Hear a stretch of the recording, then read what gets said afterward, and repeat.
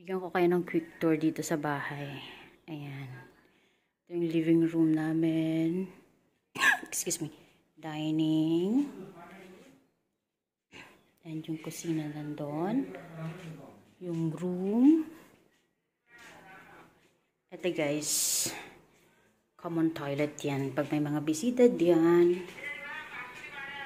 Ito yung master bedroom. Ito naman yung medium. Diyan, small room. Ayan, storage area yan. Ayan. Ayan. Lahat yan occupied, guys. Mahaba ang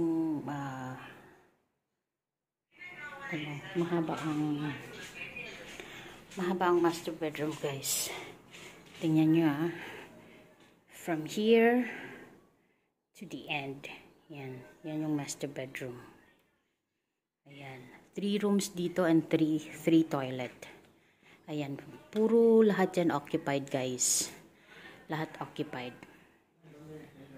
Pag ano siya, alam niyo guys, medyo mahal yung renta namin dito. Pero kapag fully occupied yung lahat ng rooms, mas makakamura ka compared sa compared sa mangungupahan ka. Kaya yun, we're very thankful naman kasi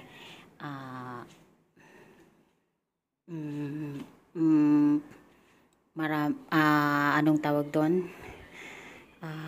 Fully occupied yung rooms namin. Minsan nawawalan kasi yung minsan namimili kasi ako minsan ng nakatira dito, guys.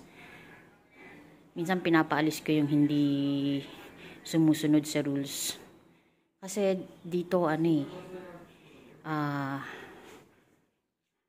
mga rules na sinusunod. May mga rules akong sinusunod.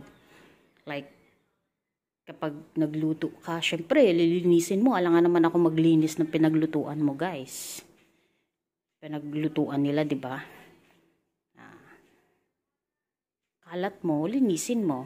Ayan. Kasi, everyday, hindi naman na sila naglilinis, guys. Ako, lahat yan. So, ang pinupunto ko lang is yung kapag gumamit ka ng tables, ayan, punasan mo. Pag gumamit ka rin ng kitchen, punasan mo. Ayan. Minsan, microwave namin.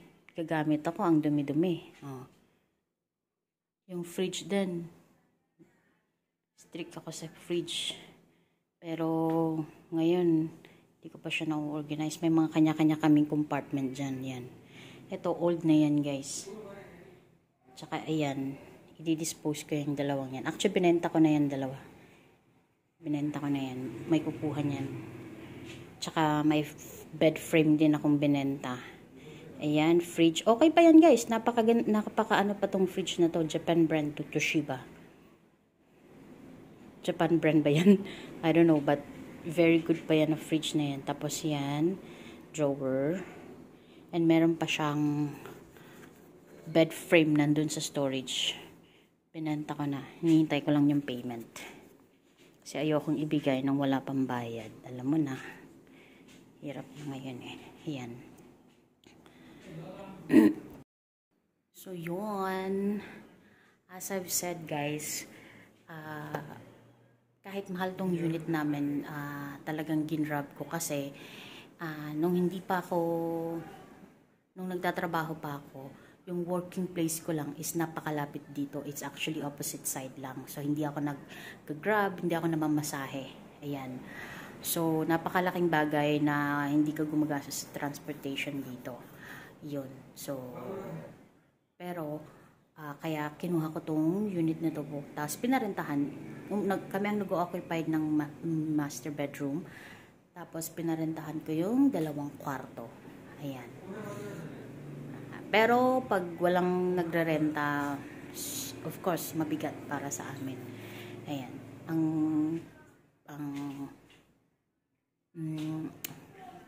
Nagre-renta din naman is yung napakita ko na sa mga nakaraan kong vlog is isang Chinese student na babae. Tapos, 2 lalaki na katrabaho ni hubby. Yun lang naman nagre-renta dito. Renta nila dito, hindi pa kasali yung tubig tsaka kuryente. Kasi nga yung location namin is,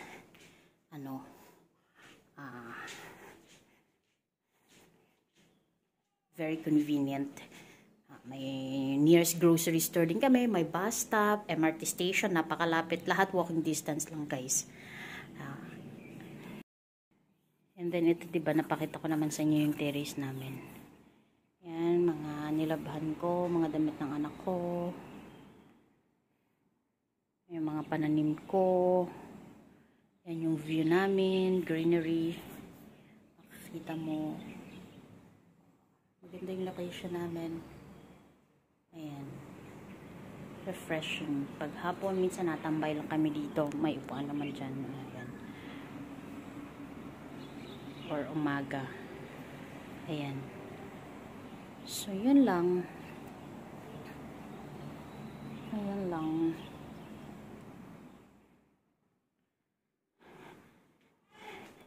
Ayan. That's it for today, everybody. Thank you for watching. Bye.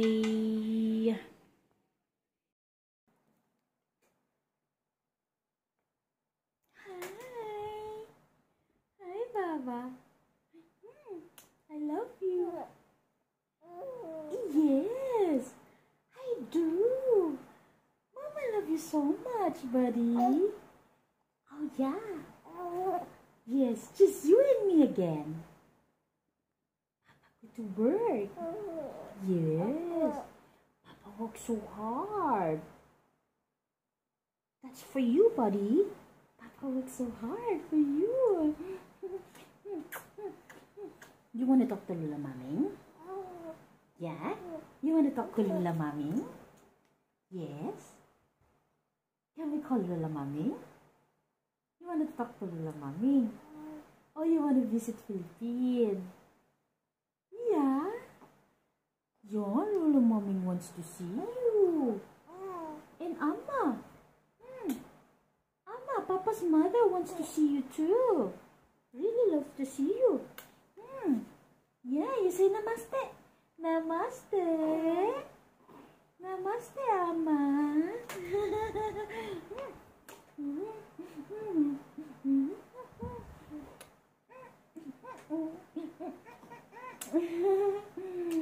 I love you, Baba. I love you. Opo. I love you so much. Mama love you so much, buddy. Yes. I